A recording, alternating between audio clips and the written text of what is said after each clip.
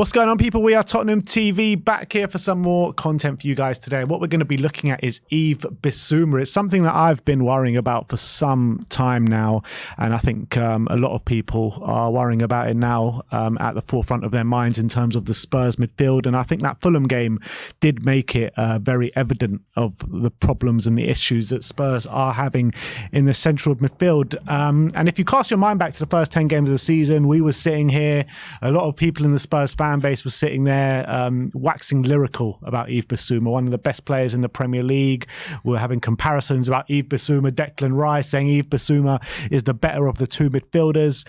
And then those red cards happened, and he's just fallen off a cliff since then. And I felt like even before he's gone off to the AFCON, he wasn't performing well. He's come back from the AFCON. You saw a slight uptick in performance last couple of games, but this last game against Fulham really did go back to maybe one of his, if not the worst performance from Yves Bissouma this season. So we're going to delve deep into the stats and see if the stats match up to the decline that we've seen from Yves Bissouma. But I, for one, I've been worrying about this for quite some time. Yes, so what we're going to do in this video is we've isolated some of the key metrics for Bissouma. We're going to look at Bissouma in possession, his passing stats, and his defensive metrics. And we've isolated the first 10 games and all his performances since those first 10 games of the season.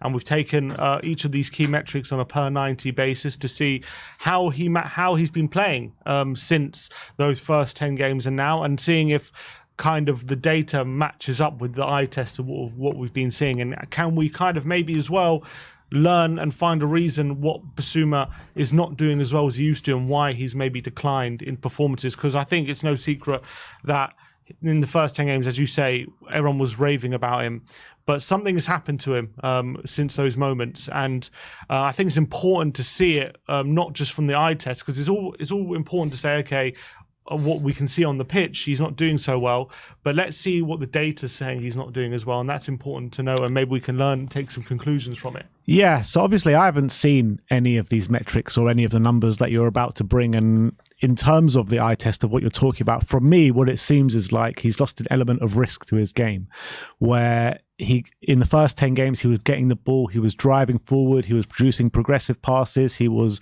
being that press-resistant midfielder, beating men with his dribbling abilities time and time again, and being a complete nuisance and really hard to deal with for the opposition players. And now, since then, since those red cards, it feels like he's just a bit too safe. He sits in the number 6 position and just plays these simple passes, doesn't drive forward, doesn't use that dribbling ability. So let's see what the stats say. Okay, so we'll start with the defensive actions just to see how he's performing defensively from the first 10 games down, because obviously that was one of his biggest strengths it was. So first 10 games, 3.2 tackles per 90. Since then, it's been 3 tackles, so not much true difference there. When it comes to dribblers tackled, so when people are taking him on and he's being able to get a challenge in, first 10 games, 1.9 tackles per 90. Since then, 1.4, so a bit of a drop off. What's quite interesting is tackle percentage rate of dribblers tackled. First 10 games, 75%. The next 11 games, 64%. So quite a significant drop off there. And as well, in terms of duels lost from dribblers. Sorry, first 10 games was only 0.4 per 90. Since then, it's 0.9. So he's losing a few more duels from then. In terms of blocks, first 10 games, 1.4 blocks per 90. Since then, 0.9. So he's blocking a bit less. Passes blocked, 1.1 first 10 games, 0.7 in the next 10 games. Interceptions, 1.7 first 10 games, 1.3 the next few. Tackles plus interceptions, 4.9 in the first 10 games, 4.3 since then. And errors is quite a significant one. He made 0 errors in the first 10 games, and in the next 11 official errors, so wherever you count as an error, he's made 3. So a lot more errors as well. So in terms of defensive metrics, I wouldn't say there's a massive drop off, but still a slight drop off in defensive numbers. And that's one of the elements of his game that I haven't really had too many issues with. It's more the other side of his game is how he was such a risk taker in those first 10 games. And since then, we've barely seen it. And in terms of the defensive metrics, particularly maybe since he's come back from the AFCON, I've seen his defensive side of his game be there. I think it's been there for all to see, albeit in the Fulham game, he was pretty poor and anonymous. But the 2-3 games leading up to that, I think he was good as, solely a defensive midfielder. His defensive metrics have been strong. Yeah. I agree with that. So it's still not as good, but it's not like the massive drop off. That's not where I think we're seeing the drop off in Bissouma. I think you're right in saying that. So if we're going to move on to his passing metrics now, this is how he is when he's passing the ball. Completed passes per 90 in the first 10 games, 66.2. In the next 11, 62.7. So he's definitely completing less passes. In terms of key passes, first 10 games 0.6 per game, the next 11 0.2, so he's making less key passes. Passes into the final third, 6 per game in the first 10 games, 5.2 in the next 11 games, so a bit of a drop off there.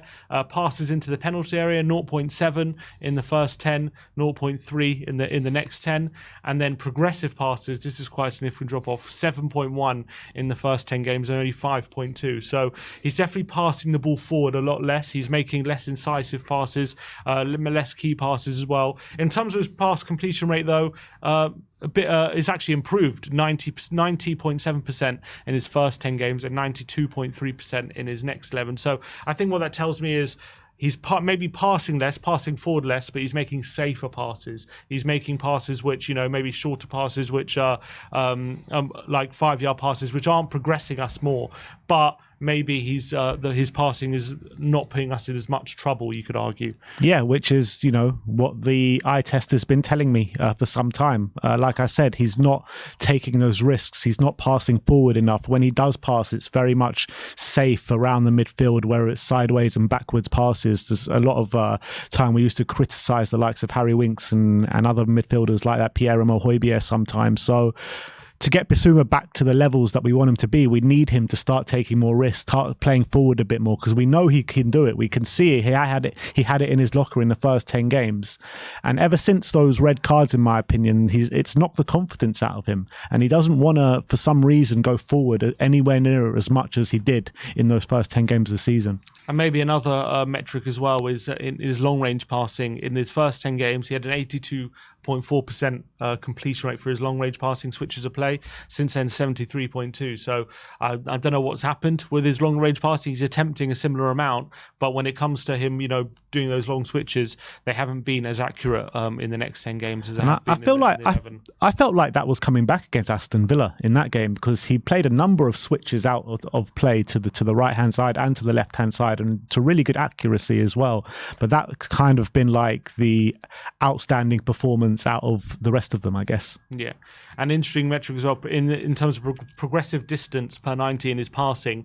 In his first 10 games, it was 304 yards of progressive distance per 90. The next is 238. So he's really not progressing us up the pitch with his passing. But one thing that everyone noted in the first 10 games was his carrying ability, his ability on the ball, his dribbling ability. So I think these are the key metrics now we're going to look at for Bissouma, these are the metrics which I really felt like made him stand out from the other defensive midfielders, because other defensive mids are good at passing and tackling. The metrics stack up, but what set him apart was his carrying abilities. We're going to look at this now and show you the difference between the first 10 games and since then.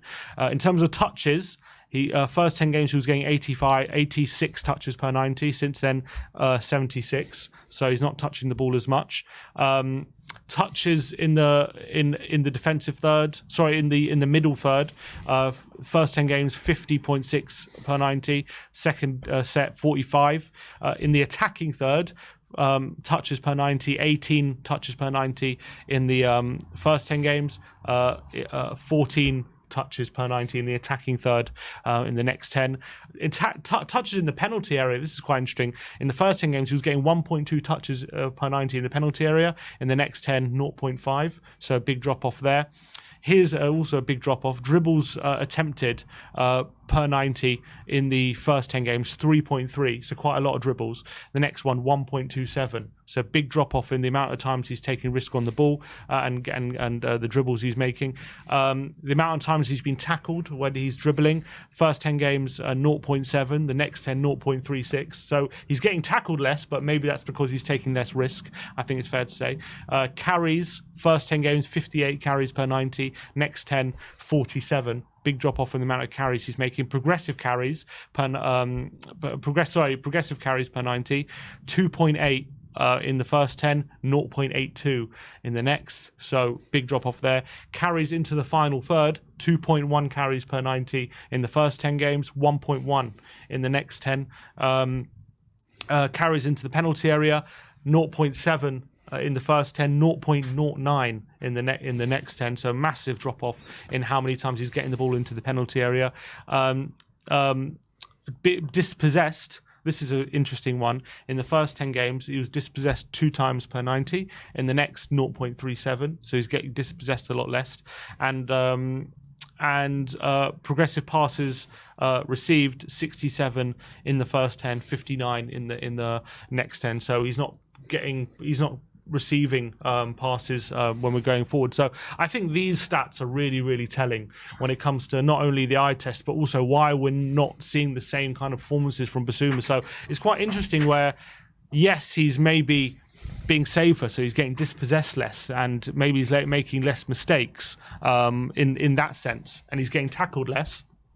But what we're losing from that is his ability to really progress us up the pitch on a numerous amount of occasions. The amount of dribbles is significantly reduced from 3 to less than half of that. The amount of carries is less, about 10 carries less. The amount of times he's progressive carries, less, 2 less per 90 than he used to. So what he used to be in those first 10 games was what I imagine is like a fearless kind of Bissouma, where yes, he would make a mistake here or there, but what we would gain from that is we would really be progressing up the pitch time and time again, and it would be really difficult for the opposition to stop that. And yes, they would get some joy occasionally, but the upside would massively outweigh the downside. And now what we're seeing is he's being a lot safer. He's doing a lot less of those carrying and dribbles, but we're not getting the upside of what we got from him from those dribbles. So yes, he's getting dispossessed less, but we're causing less problems in the midfield for the opposition because he's not taking that risk that he was in those first 10 games. Yeah, absolutely. And I think those stats completely back up the eye test of what I've been seeing for some time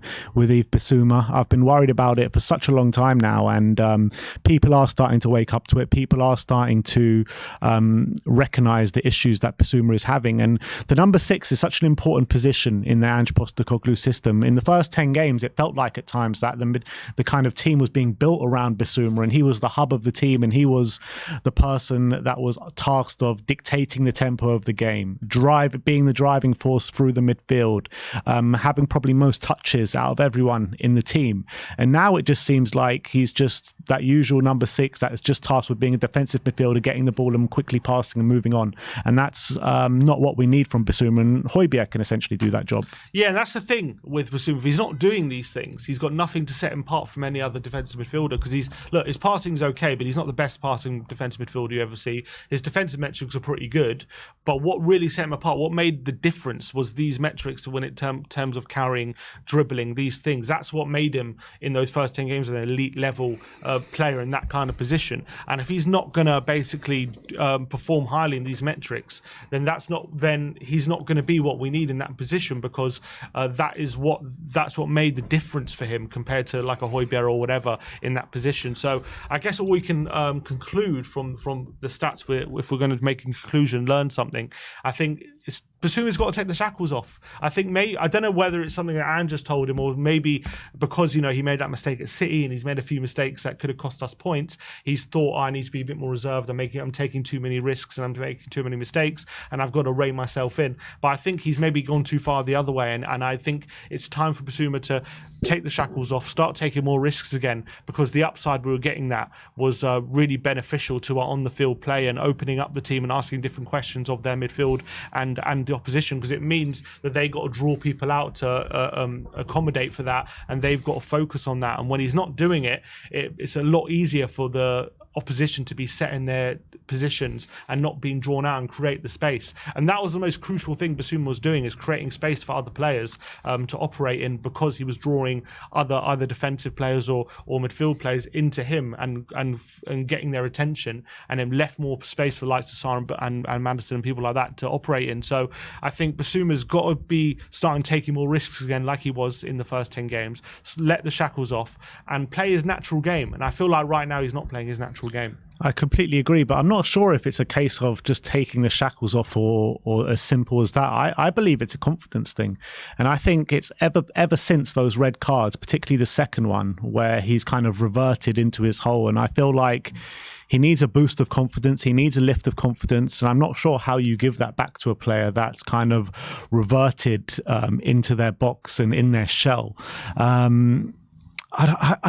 I don't think it's just a case of saying, all right, you need to take the shackles off. He needs to build some confidence somehow. And how do you do that to a player that's, been stung with these sending offs, and he hasn't been the same player since? That's on Ange. He's got to make, at the beginning of the season, he did a great job of that, because we knew that Bissouma was a player off the back of last season low on confidence as well, because of how Conte treated him and the game time he was getting. And so Ange did a great job instilling that confidence in him, giving him that responsibility of being one of the leaders in the dressing room and things like that. And we saw how he started the season. And as I say, I don't know whether it's Bissouma telling himself that he needs to do this, or it's instructions from the coaching team. But I just feel like when he's on the pitch, he needs to go into these games thinking, I'm going to boss this midfield, and I can play my game, which is getting on the ball, driving into the space, taking people on, and committing risk and committing players. And that is what's been lost. And Ange needs to drill that into him, that he needs to start doing that again if we're going to see the best of him. And I think it's quite interesting that these stats do back that up in terms of what we're seeing on the pitch and how a lot of fans are feeling at the moment. It is really frustrating, because he's basically just taken out his best elements of his game in terms of since that moment in time that we're talking about. And yeah, you're 100% right. He needs to get back to those levels if he's going to make it at Tottenham, because there are question marks starting to come out now. And I think if he keeps carrying this on, and if he can't get those elements back to his game, we are going to need to look for another number six that can bring those elements to this team. Correct. So as much as we're bigging up Bissouma in the first 10 games, it has dropped off massively. He needs to get those elements back into his game to forward this team on, to forward himself on, because we were massive and still are massive believers of Yves Bissouma and what he can bring to this team. But the reality is that he's not performing anywhere close to those levels. Even when he has good games of late, it's still nowhere close to those levels that we saw in those first 10 games. And when he is performing well, it's more to do with his defensive metrics of his game, and there's no elements, or very few elements, of what he can do going forward, being press resistant, driving through the midfield, using that dribbling ability. So it's very frustrating to watch, but let's hope he can turn it around. But those are the stats behind Yves Bissouma at the moment. Let us know your thoughts in the comment section below. Do you think Yves Bissouma can turn it around? Do you see signs of life in there from his recent performances? Thank you everyone for joining us today. Like, subscribe and comment, and as always, come on you Spurs.